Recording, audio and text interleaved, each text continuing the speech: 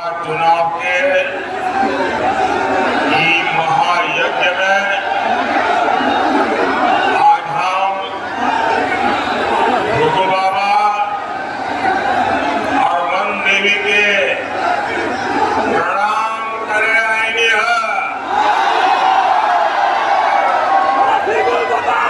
घोसी, मऊ, सलेमपुर, बलिया, पूरा इलाका हमारे पड़ोस का इलाका है।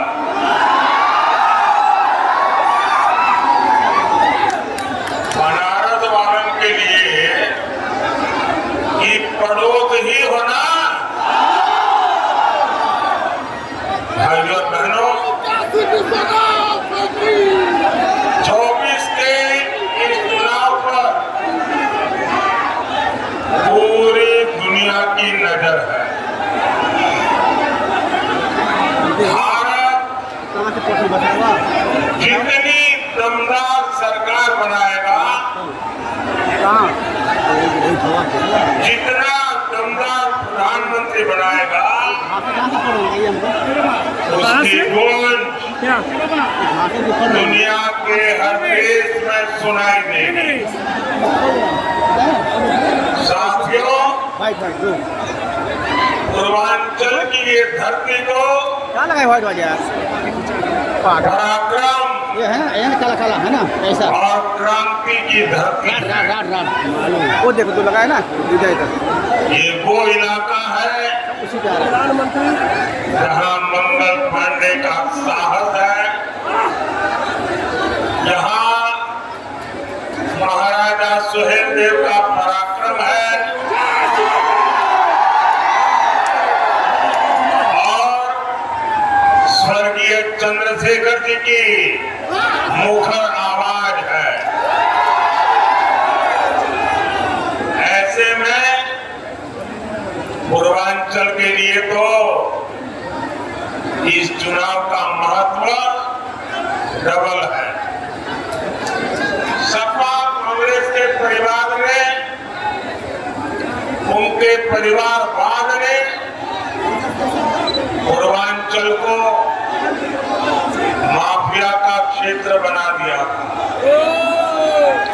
अभाव, गरीबी, लाचारी का क्षेत्र बना दिया था। लेकिन 10 साल से पूर्वांचल देश का प्रधानमंत्री चुन रहा है। 7 साल से पूर्वांचल उत्तर प्रदेश का मुख्यमंत्री चुन रहा है। और इसलिए पूर्वांचल सबसे खास है। घोसी, बलिया और सलेमपुर MP नहीं बल्कि देश का PM चुन रहे हैं। घोसी से सुबह सपा के भाई अरविंद राजभर जी को मिला और वोट मोदी को मिलेगा। बलिया से नीरज शेखर जी को मिला वोट, मोदी को मिलेगा। सलेमपुर से रविंद्र कुशवाहा जी को मिला हर वोट, मोदी को मिलेगा। और इसलिए एक साथ बोलिए, फिर एक बार, फिर एक बार। भाइयों बहनों, 1 जून को मतदान से पहले हमारा पूर्वांचल मन बना चुका है। बीजेपी को जिताना है, NDA को जिताना है, पूर्वांचल के गरीब बेटे को ताकत देगा जो आपकी सेवा में दिन रात एक कर रहा। पूर्वांचल उसे ताकत नहीं देगा दबाओगे जो आपको गरीब बनाए रखना चाहते हैं।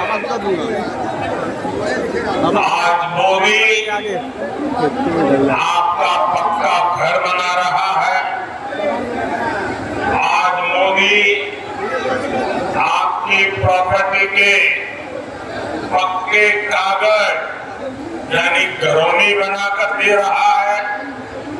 इसलिए हमारे सभी देशवासियों ने ठान लिया है, आप सबका मक्कम निर्धार है, आपका आशीर्वाद मोदी के साथ है।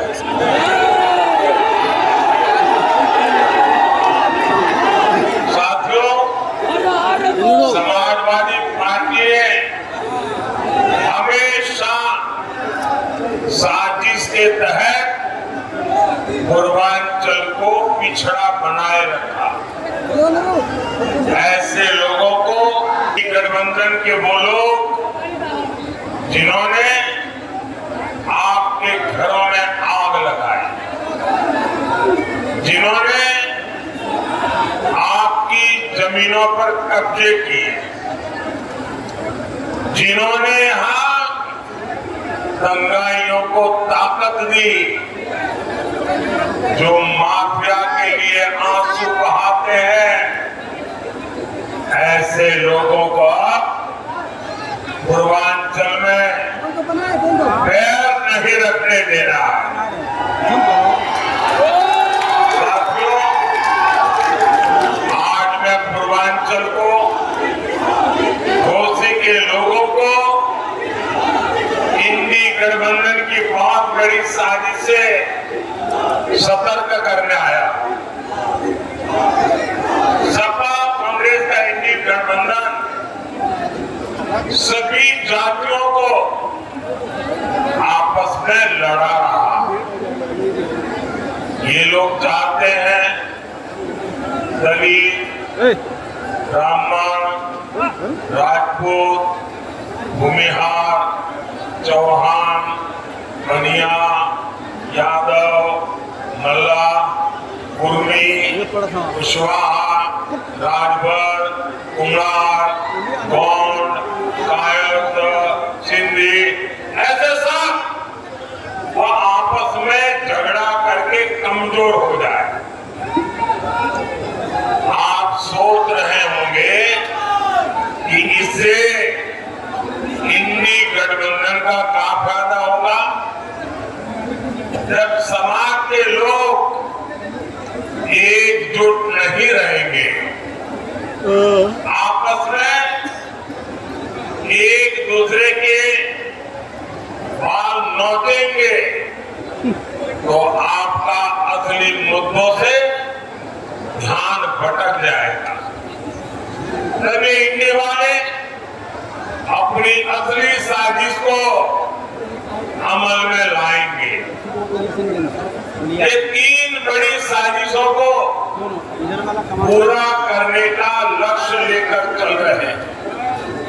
एक तो ये इंडी वाले संविधान बदलकर उसमें नए सिरे से लिख देंगे कि भारत में धर्म के आधार पर आरक्षण दिया जाए। दूसरा, ये इंडी वाले एससी, एसटी, ओबीसी, अति पिछड़े को मिलने वाला आरक्षण खत्म कर देंगे। और फिर तीसरा काम होगा पूरा का पूरा आरक्षण धर्म के आधार पर मुसलमानों को देने का। आज सपा कांग्रेस इंडी वालों की वोट बैंक और ये वोट बैंक पॉलिटिक्स इस स्तर पर नीचे गिर गई है।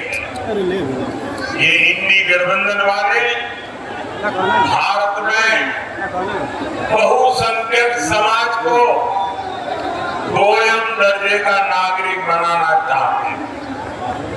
साथियों, यहाँ जो फर्स्ट टाइम वोटर है उनको 2012 का, आज से 11 साल पहले सपा का जो घोषणा पत्र है वो शायद आपको याद नहीं होगा। 2012 में सपा ने अपने घोषणा पत्र में साफ साफ लिखा है कि जैसा आरक्षण बाबा साहब आंबेडकर ने दलितों को दिया वैसा ही आरक्षण मुसलमानों को दिया जाएगा। ये संविधान की भावना के खिलाफ है, ये बाबा साहब आंबेडकर की भावना के खिलाफ है। लेकिन इंडी वालों को इसकी कोई परवाह नहीं। साथियों, एक और तरीका कांग्रेस ने 2014 से पहले खोजा। ये तरीका स्कूल, कॉलेज, यूनिवर्सिटी को अल्पसंख्यक संस्थान घोषित करने का है। इसके लिए कांग्रेस ने रातों रात कानून बदल दिया।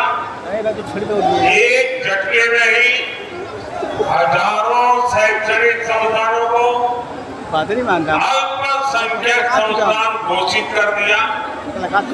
और पहले इनमें SC, ST, OBC को आरक्षण मिलता था, वो पूरा खत्म हो गया और मुसलमानों को आरक्षण मिल गया।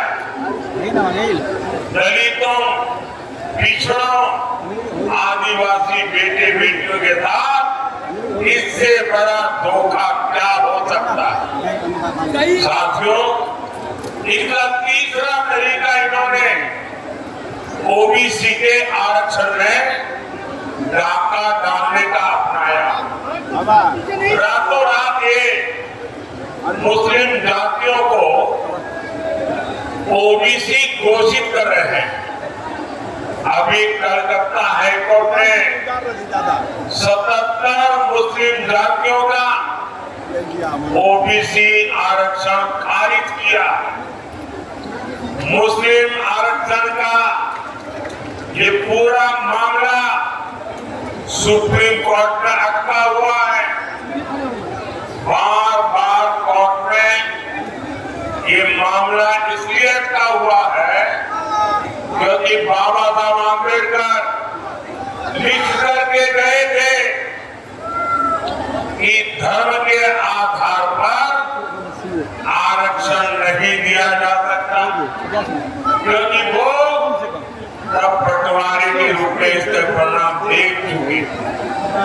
लेकिन वोट बैंक के भूखे ये सपा वाले, ये कांग्रेस वाले बाबा साहब आंबेडकर के संविधान को बदलना चाहते हैं ताकि मुसलमानों को आरक्षण देने का उनका जो षड्यंत्र है, SC, ST, OBC का आरक्षण छीन लेने का उनका जो षड्यंत्र है, उसको कोई अदालत में जाकर के चुनौती न दे सके। साथियों, आज अयोध्या में भव्य राम मंदिर बना।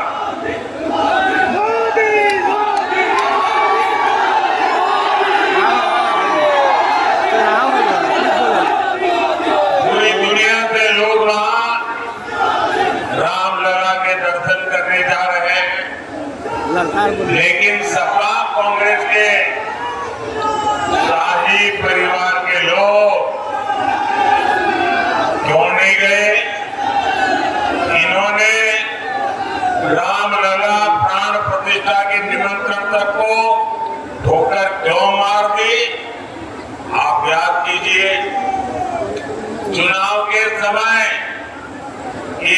मंदिरों में जाने का दिखावा करते हैं, लेकिन 500 साल बाद हमारी सभ्यता, हमारी आस्था का इतना बड़ा पल आया, तो ये राम मंदिर को गालियां देने लगे, खोट ढूंढने लगे।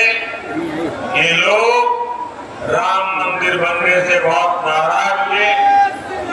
ये लोग लगातार दबाव बना रहे हैं कि जैसे शाहबानों का फैसला पलटा, वैसे ही राम मंदिर पर सर्वोच्च अदालत का फैसला भी पलटा जाए। भाई और बहनों, मोदी जब खुलकर इनकी पोल खोलता है तो ये मोदी की कब्र खोदने के नारे लगाते हैं। ये लोग मोदी के खिलाफ वोट जिहाद करने के फतवे निकालते हैं, लेकिन जब तक मोदी के पास माताओं बहनों का सुरक्षा कवच है, आप सबका आशीर्वाद है, नौजवानों